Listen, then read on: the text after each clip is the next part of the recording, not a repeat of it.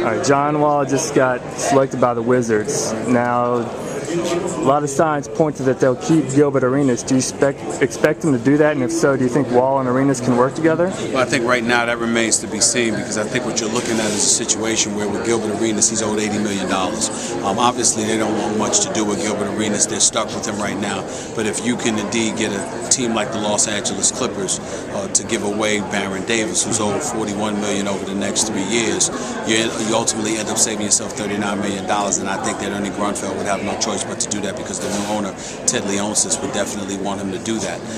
However, if they don't end up moving Gilbert, I like the idea of Gilbert Arenas staying. I think it's something that should happen, because I think that he's an absolute stud offensively, and more importantly, you'll never be in a better position to get the most out of him, because he owes the District of Columbia a great deal after the way he screwed up over the past year or so.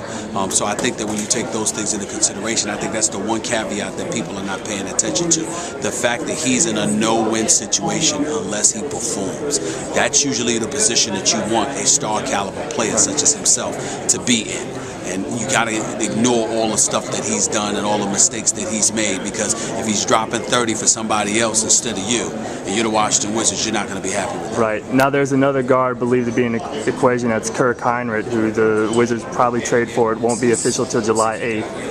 Where does he fit into that whole equation, and how can he kind of possibly mentor Wall like he did for Derrick Rose? Well, I'm one of those guys that's not completely convinced that that's what the Wizards are going to do. I've heard the rumors, a 17th pick and Kirk Hinrich, but at the same time, you've got to ask yourself, how much sense does that make? Because Kirk Hinrich still, he's getting paid $9 million next year, but he's getting paid an additional $8 million the year after that in 2011.